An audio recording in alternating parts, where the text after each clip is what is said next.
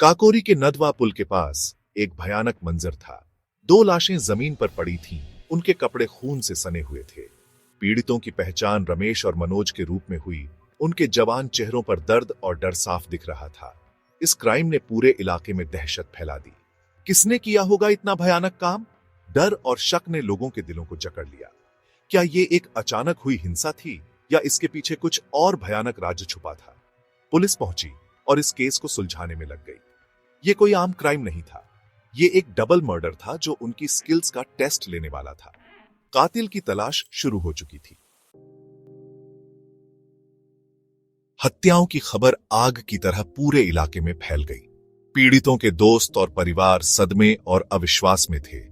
रमेश, एक मेहनती किसान, अपनी ईमानदारी और खुशमिजाज स्वभाव के लिए जाना जाता था। मनोज, एक होनहार छात्र जिसके बेहतर भविष्य के सपने थे। उनकी जिंदगी इतनी बेरहमी से कैसे खत्म हो सकती है? पुलिस ने पीड़ितों के परिवार और दोस्तों से पूछताछ शुरू की। हर सुराग का बारीकी से पालन किया गया। हवा में हर फुसफुसाहट की जांच की गई। फिर भी मकसद पता नहीं चला। रमेश और मनोज का कोई दुश्मन नहीं था। आखिर उनकी असमय मौत का कारण क्या हो सकता है? रहस्य गहराता गया। कभी शांत रहे शहर पर एक लंबी परछाई डालता गया।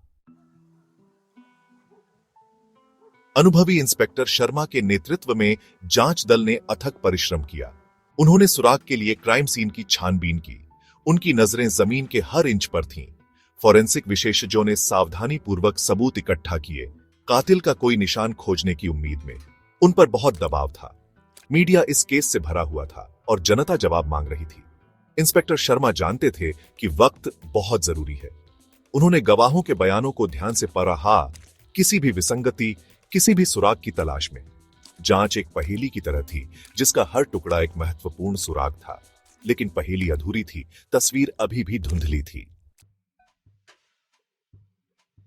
जैसे जैसे दिन रातों में बदलते गए, एक अप्रत्याशित जगह से एक बड़ी सफलता मिली। यह सफलता मनोज के फोन से जुड़ी थी, जो इस रहस्य की कुंजी बन गया। मनोज के फोन रिकॉर्ड्स में दीपिका नाम से रजिस्टर्ड एक नंबर पर कई कॉल्स का पता चला।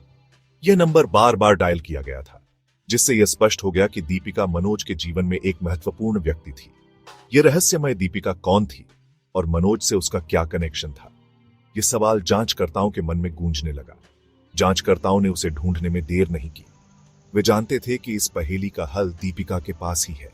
दीपिका, उदास आंखों वाली एक युवती, ने शुरू में मनोज को जानने से इनकार किया। उसकी आंखों में छिपा दर्द और अकेलापन उसकी कहानी को और भी जटिल बना रहा था। लेकिन जैसे जैसे पूछताछ आगे बढ़ रही, उसका बनावटी चेहरा टूटने लगा। उसकी घबराहट और तनाव साफ झलकने लगे। उसने मनोज को जानने की बात कबूल की और दावा किया कि वे सिर्फ सहपाठी थे। लेकिन उसकी आवाज में छिपी झिझक और असमंजस ने जांचकर्ताओं को और भी संदेह में डाल दिया। हालांकि उसकी बॉडी लैंग्वेज उसके शब्दों से मेल नहीं खा रही थी। उसकी आंखें कमरे में घबराहट से इधर उधर देख रही थीं। उसकी हरकतें उसके बयानों से मेल नहीं खा रही थीं। इंस्पेक्टर शर्मा को लगा कि वह कुछ छिपा रही है। उसकी हरकतें और बयानों में विरोधाभास ने उन्हें और भी चौकन्ना कर दिया। वह जानते थे कि सच्चाई उसके झूठ के जाल के नीचे दबी हुई है। इंस्पेक्टर शर्मा ने ठान लिया कि वे इस रहस्य को सुलझाकर ही दम लेंगे। सेक्शन 5, धोखे का जाल। इंस्पेक्टर शर्मा की लगातार पूछताछ के तहत दीपिका का बनावटी चेहरा आखिरकार टूट गया। उसने मनोज के साथ अफेयर होने की बात कबूल की, लेकिन उसकी कबूलनामे ने रहस्य को और गहरा कर दिया। कोई अफेयर की वजह से मनोज को क्यों मारना चाहेगा? जैसे जैसे दीपिका की कहानी सामने आई, धोखे और विश्वासघात का जाल उभरने लगा। उसने खुलासा किया कि उसकी शादी महेंद्र से हुई थी, जो पड़ोस के शहर में तैनात एक पुलिस वाला था। उसने दावा किया कि महेंद्र एक पजेसिव और गुस्सैल आदमी था। उसे हमेशा उसकी वफादारी पर शक था। इस खुलासे ने जांच दल को हिलाकर रख दिया। क्या एक कानून का रक्षक इतना जघन्य अपराध कर सकता है? सेक्शन 6, आमना सामना। जांच का ध्यान महेंद्र पर केंद्रित हो गया। इंस्पेक्टर शर्मा ने महेंद्र से मिलने का फैसला किया। उन्होंने महेंद्र को उसके घर पर पाया। उसके चेहरे पर कोई भाव नहीं था जब उसने इंस्पेक्टर का स्वागत किया। दोनों आदमी बुद्धि की लड़ाई में उलझ गए। उनके शब्द नपे तुले थे। उनकी आंखें एक मौन द्वंद्व युद्ध में बंद थीं। इंस्पेक्टर शर्मा ने सबूत पेश किए, उनकी आवाज शांत लेकिन दृढ़ थी। उन्होंने अफेयर, फोन कॉल्स और महेंद्र के आसपास बरहत्ते शक के बारे में बात की। महेंद्र ने ध्यान से सुना। उसका हाव भाव अपठनीय था। उसने हत्याओं में किसी भी तरह की संलिप्तता से इनकार किया। उसकी आवाज ठंडी और स्थिर थी। लेकिन इंस्पेक्टर शर्मा को बनावटी चेहरा टूटता हुआ महसूस हो रहा था। उन्हें पता था कि सच्चाई सतह के नीचे छिपी हुई है। सेक्शन 7 एक प्लान बनता है। जैसे जैसे पूछताछ आगे बढ़ी, महेंद्र का संयम डगमगाने लगा। पुलिस के सवालों की बौछार और सबूतों का दबाव उस पर भारी पड़ी डहाने लगा। उसकी आंखों में चिंता और डर साफ झलकने लगा था। वह सबूतों के बोझ तले टूट गया और उसने अपना जुर्म कबूल कर लिया। उसकी आंखों से आंसू बहने लगे और उसने पुलिस के सामने अपने गुनाहों का इकबाल किया। उसने खुलासा किया कि उसने दीपिका के फोन रिकॉर्ड के जरिए उसके अफेयर का पता लगाया था।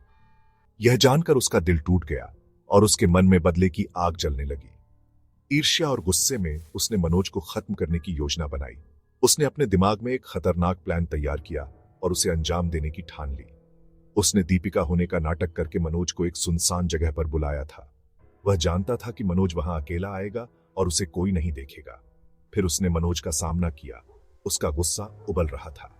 दोनों के बीच तीखी बहस हुई और महेंद्र का गुस्सा काबू से बाहर हो गया। गुस्से में उसने मनोज को बार बार चाकू मारा।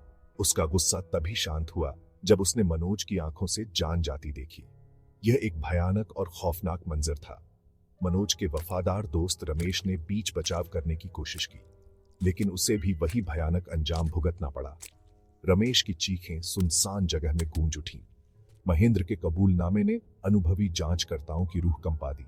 उन्होंने कई अपराध देखे थे, लेकिन यह मामला कुछ अलग और बेहद खौफनाक था।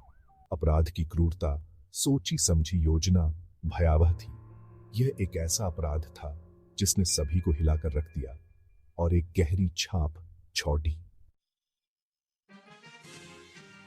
सेक्शन 8 इंसाफ की जीत होती है। यह कहानी एक जटिल और दिल दहला देने वाले मामले की है, जिसमें कई परतें और रहस्य छिपे थे। महेंद्र के कबूलनामे के साथ पहेली पूरी हो गई। उसने अपने अपराधों को स्वीकार किया और उसके शब्दों ने सभी को स्तब्ध कर दिया। टुकड़े अपनी जगह पर आ गए। प्यार, विश्वासघात और अंततः हत्या की भयावह तस्वीर का खुलासा हुआ। यह एक जटिल जाल था जिसमें कई लोग फंसे थे। महेंद्र को गिरफ्तार कर लिया गया और उस पर दोहरे हत्याकांड का आरोप लगाया गया। पुलिस ने उसे तुरंत हिरासत में ले लिया। उसके साथियों, जिन्होंने उसे शवों को ठिकाने लगाने में मदद की थी, को भी गिरफ्तार कर लिया गया। यह एक संगठित अपराध था जिसमें कई लोग शामिल थे। महेंद्र की गिरफ्तारी की खबर ने पूरे समुदाय को झकझोर कर रख दिया। लोग सदमे में थे और इस घटना पर चर्चा कर रहे थे। रक्षा करने की शपथ लेने वाला एक कानून का रक्षक एक निर्दयी हत्यारा बन गया था। यह एक गहरी निराशा की बात थी। मुकदमा तेजी से चला। सबूत बहुत ज्यादा थे। गवाहों के बयान और फोरेंसिक सबूतों ने महेंद्र के अपराध को साबित कर दिया। महेंद्र को दोषी पाया गया और उसे आजीवन कारावास की सजा सुनाई गई। न्यायाधीश ने उसे कड़ी सजा दी ताकि यह एक मिसाल बने। इंसाफ की जीत हुई, लेकिन यह एक दुखद जीत थी। समुदाय ने राहत की सांस ली, लेकिन दर्द और गम का एहसास भी गहरा था। 2 मासूम लोगों की जान चली गई। दुख और गम का सिलसिला छूट गया। यह घटना हमेशा के लिए लोगों के दिलों में एक गहरा निशान छोड़ गई। सेक्शन 9 विश्वासघात की कीमत। काकोरी डबल मर्डर केस ने बेवफाई और गुस्से के विनाशकारी परिणामों की कड़वी याद दिलाई। इसने मानवीय रिश्तों की नाजुकता और मानव हृदय में छिपी अंधेरी क्षमता पर प्रकाश डाला। दीपिका हमेशा के लिए त्रासदी में अपनी भूमिका से परेशान, अपनी बिखरी हुई जिंदगी के टुकड़े उठाने के लिए अकेली रह गई। रमेश और मनोज के परिवार, जिनकी जिंदगी बेबुनियाद हत्याओं से बिखर गई थी, अपने नुकसान से उबरने के लिए संघर्ष कर रहे थे। उस भयानक रात के जख्म हमेशा उनके दिलों में बस गए। काकोरी डबल मर्डर केस प्यार और विश्वासघात, जुनून और गुस्से और अंततः न्याय की भारी कीमत की कहानी थी। यह एक भयानक याद दिलाता है कि हमारी दुनिया के सबसे शांत कोनों में भी अंधेरा छिपा रह सकता है, सही मौके का इंतजार कर रहा है।